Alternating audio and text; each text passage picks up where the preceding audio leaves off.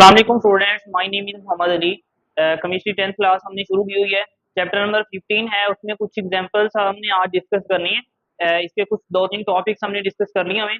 आज हमने पढ़ना है concentration, calculate concentration of solution in titration using empirical formula. यानी एम्पिरिकल फार्मूले की मदद से हमने सॉल्यूशंस की टाइट्रेशन करवानी है, सॉल्यूशन को आपस में मिलाना है। तो हमने देखना है किसकी कंसंट्रेशन कितनी बन रही है। ठीक है, तो ये जो बेसिकली है, ये एक एमसीक्यू के तौर पे है। बेसिकली जो हमारा लेक्चर है ना, वो हमारा एग्जांपल्स ही है। ठीक है, एग्जांपल्स हमने इसमें समझनी है।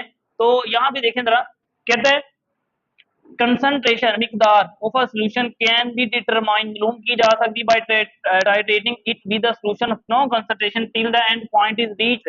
इसका मतलब कहता है किसी भी सॉल्यूशन की कंसंट्रेशन मिकदार को फाइंड आउट करना है तो दो सॉल्यूशन की टाइट्रेशन करवाओ, दूसरा ऐसा सॉल्यूशन हो जिसकी आप वो कंसंट्रेशन जानते हो। ठीक है, यानी ऐसा सॉल्यूशन जिसकी कंसंट्रेशन जानते हैं कि वो 1 किलोग्राम है, उसमें दूसरा सॉल्यूशन भी ऐड कर दें, तो बाद में उसको टिल पॉइंट तक यानी एंड पॉइंट तक रीच यानी उसका एंड तक रिएक्शन होने दें, रिएक्शन कंप्लीट होने दें। फिर बाद में हमारे पास जो रिजल्ट आएगा हम उसे क्या करेंगे, अपनी कंसंट्रेशन को फाइंड आउट करेंगे। ठीक है, तो एग्जांपल 15.8 है। 15.8 एग्जांपल में ना हमें कहता है टाइट्रेशन इज परफॉर्म। हमने एक टाइट्रेशन करवाई है किसकी, NaOH की और HCl की। दो सॉल्यूशन है हमारे पास, सॉरी दो रिएक्टेंट्स हैं। एक हमारे पास NaOH sodium hydroxide hydrochloric acid है at end point 50 centimetre of a solution of NaH। ये हमें यहाँ पे एक ना इसका वॉल्यूम दे रहा है, यानी NaOH का हमें क्या दे रहा है, वॉल्यूम दे रहा है। कितना है, कहता है 15 centimetre of a solution of NaH having molar concentration 0.5। उसकी मोलर कंसंट्रेशन भी बता दी है कि वो कितने मोल में हल हुआ है और उसका वॉल्यूम भी हमें बता रहा है। उसके बाद कहता है is used to neutralise 20 centimetre cube of HCl। ये नहीं कहता कि इतना सॉल्यूशन इतना वॉल्यूम हमें इसका है और ये न्यूट्रलाइज करने के लिए HCl को अगर न्यूट्रलाइज करना है तो वो 20 सेंटीमीटर चाहिए, 20 centimetre cube. Find out the molar concentration of HCl। इसका मतलब सीधी सी बात है, कहता है 15 सेंटीमीटर क्यूब NaOH है, आप लोग उसको यूज करके न्यूट्रलाइज करते हैं HCl को 23 सेंटीमीटर क्यूब को।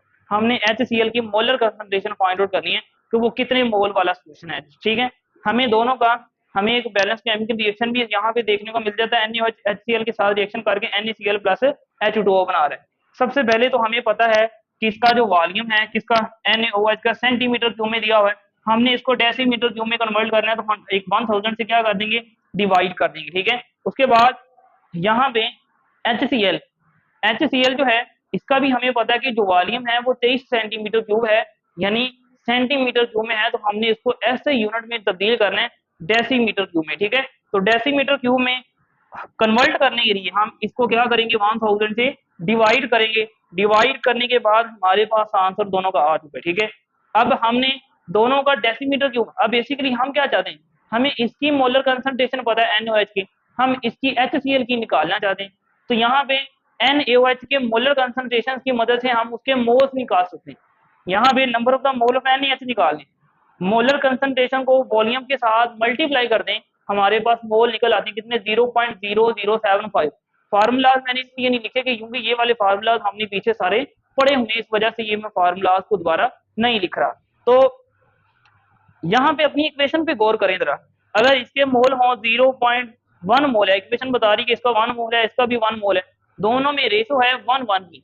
तो अगर यहाँ पे NaOH के मोल हमारे पास निकल रहे हैं 0.075, तो इसका मतलब कि जो HCl के मोल हैं वो भी कितने निकलेंगे, सेम, क्योंकि इन दोनों में रेशो क्या है, सेम है। ठीक है, उसके बाद हमने निकालनी है इसकी मोलर कंसंट्रेशन। मोलर कंसंट्रेशन का फॉर्मूला क्या है, number of mole over volume. Mole हमें पता है, हमने वॉल्यूम के साथ इसको डिवाइड कर दिया तो हमारे पास मोलर कंसंट्रेशन जो है वो इसकी आ चुकी है कि वो कितने मोल वाला सॉल्यूशन है। HCl को हमने बेसिकली फाइंड आउट करना था कि वो कितने मोलर कंसंट्रेशन में पाया जा रहा है, तो इसका आंसर है 0.326 मोल पर डेसीमीटर क्यूब। ठीक है, तो ये था हमारे पास टाइट्रेशन थी। ये शॉर्ट क्वेश्चन में आ सकता है कि टाइट्रेशन आप किस तरह करवा सकते हैं एम्पिरिकल फार्मूला से, ये पॉइंट भी आप लिख सकते हैं और ये एग्जांपल्स शॉर्ट क्वेश्चन में हमें आ सकती। ठीक है, इसके बाद हमारा आ जाता है जो टॉपिक है next, percentage composition by mass.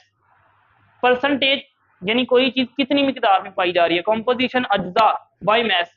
एक कंपाउंड है, उसमें हमें पता है कि एक जो कंपाउंड है वो डिफरेंट एलिमेंट्स के साथ मिलकर बना होता है।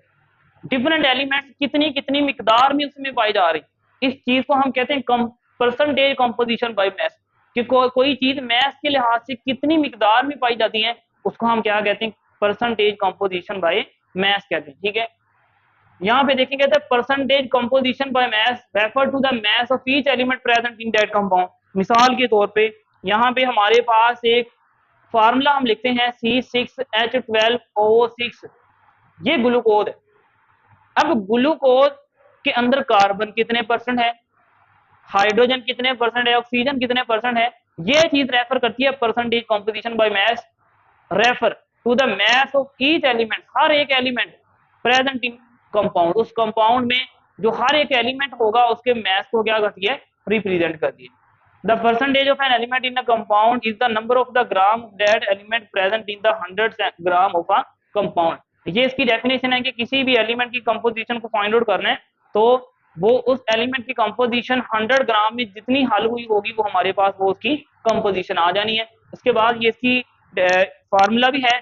फार्मूला क्या है, परसेंटेज ऑफ एलिमेंट किस तरह निकालेंगे, परसेंटेज ऑफ एलिमेंट, यहाँ पे एक चीज लिखनी इन कंपाउंड, ठीक है, percentage of element in compound में और molar mass of compound percentage है तो 100 के साथ हमें क्या करवाना पड़ेगा, मल्टीप्लाई करवाना पड़ेगा। ठीक है, लास्ट पे एक पॉइंट है, इसके फायदे क्या, परसेंटेज कंपोजिशन हम क्यों करते हैं, is useful to determine the purify. Purify का मतलब ये है कि हम देखेंगे कोई कंपाउंड किसी चीज में कितना पाए जा रहे हैं। ठीक है, अगर हमें ये पता चल जाएगा कि कार्बन उसमें इतने परसेंट है, हाइड्रोजन इतने परसेंट है, ऑक्सीजन इतने परसेंट है, तो हम उस कंपाउंड की प्योरीफाई का अंदाजा भी लगा सकते हैं, कोई कंपाउंड कितना खालिस। ठीक है, जो चीज हम उसमें ढूंढना चाह रहे हैं वो कितनी मिकदार में पाई जा रही है, अगर हमें वो चीज पता चल जाए कि कौन सी चीज कितने परसेंट है तो हम उसका एम्पिरिकल फार्मूला बना सकते हैं, हम उसका मॉलिक्यूलर फार्मूला बना सकते हैं। ठीक है, तो ये चीजें इसमें सारी जो है हम यूजफुल है, डिटरमाइन कर सकते हैं। एग्जाम्पल नंबर 15.9 बड़ी आसान है, इंपॉर्टेंट भी है। Find out the percentage composition of calcium hydroxide.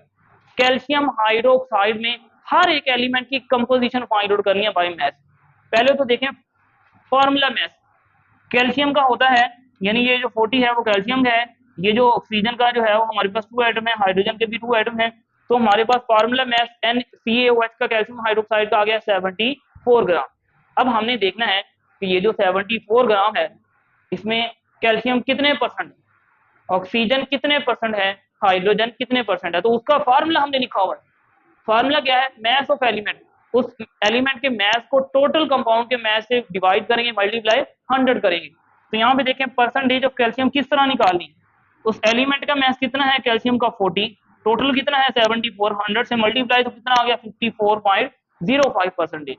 उसके बाद है परसेंटेज ऑफ ऑक्सीजन, ऑक्सीजन का एलिमेंट का कितना है 32, उसको 74 से डिवाइड करेंगे, मल्टीप्लाई 100 तो कितना आ जाना 43 पॉइंट हमारे पास 24% आ जानी है। लास्ट वन हमारे पास यहाँ पे हाइड्रोजन रह जाती है, हाइड्रोजन हमारे पास है 2.74 मल्टीप्लाई 100 2.70, इसका आंसर आ जाता है। ये इसकी कंपोजिशन निकल आएंगी।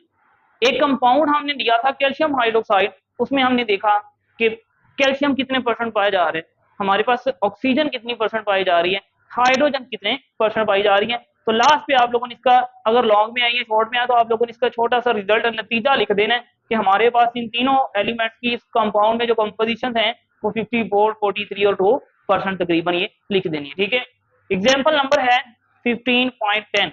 15.10 इसी तरह की है, उसमें ना हमें सबसे, अब कंपाउंड का नाम नहीं बताता, कहता है एक कंपाउंड है मैथ ऑफ अ कंपाउंड जिसका मैथ है 8.657 ग्राम, कहता है मैथ ऑफ कार्बन है, यानी अब कंपाउंड का भी बता दिया, कंपाउंड का भी, मैथ भी एलिमेंट्स के बता दिए। अब हमने जस्ट क्या करना है, परसेंटेज, हमारा आधे से ज्यादा काम आसान हो गया है। उसने मैथ भी खुद दे दिए, उसने उसका कंपाउंड का मैथ, हमने सिर्फ डिवाइड करके परसेंटेज निकालनी कि कौन एलिमेंट कितने परसेंट पाया जा रहा है। तो ये देखें कंपाउंड है 8.657, कार्बन है 5.21 ग्राम, इसके बाद हाइड्रोजन है 0.962, ऑक्सीजन है 2.478 ग्राम। अब यहाँ पे हमने कार्बन की निकाली है, तो क्या करेंगे, जो कार्बन का मैथ है 5.217, इसके डिवाइड किसके साथ करेंगे, टोटल, यानी ये वाला जो है हर एक एलिमेंट के जो है वो नीचे आएगा 8.657 मल्टीप्लाई 100 तो कितना आ गया 60.26। नेक्स्ट आ जाती हाइड्रोजन, हाइड्रोजन का कितना है एलिमेंट का मैथ 0.962, इसको इससे डिवाइड करेंगे, 100 से मल्टीप्लाई करेंगे तो 11.11। ऑक्सीजन का निकालना चाहते हैं तो ऑक्सीजन के एलिमेंट के मैथ को इसके कंपाउंड के मैथ से डिवाइड करके मल्टीप्लाई 100 से करेंगे तो आंसर आ जाना है 28.62%। ठीक है, तो ये थी एग्जाम्पल्स शॉर्ट क्वेश्चन के लिए बड़ी इंपॉर्टेंट है। इस चैप्टर से लॉन्ग भी पेपर में आना है और शॉर्ट क्वेश्चन भी आना है, तो यहाँ पे एग्जाम्पल्स आप लोगों को शॉर्ट क्वेश्चन में आ सकती हैं, इसलिए इनको अच्छे से तैयार करें। टॉपिक के साथ साथ एग्जाम्पल्स जो है यहाँ से देखते जाएं। ठीक है, नेक्स्ट इंशाल्लाह हम इसमें जो है अगले लेक्चर को डिस्कस करेंगे। इसकी मुख्तलिफ और भी अभी टाइप्स रहती हैं, जिसमें इंपीरिकल फार्मूला है, मॉलिक्यूलर फार्मूला है, ये इसकी इसी कंपोजिशन परसेंटेज कंपोजिशन है, बाय मास है, बाय इंपीरिकल फार्मूला है, बाय इसके बाद मॉलिक्यूलर फार्मूला है, वो उसके हम अगले लेक्चर में इंशाल्लाह कल डिस्कस करेंगे। तो यहाँ पे किसी चीज़ की समझ नहीं आई तो आप लोगों ने मुझे बता देना, मैं आप लोगों को दोबारा उसमें बता दूंगा। तब तक के लिए ख्याल रखना है, अल्लाह हाफिज़।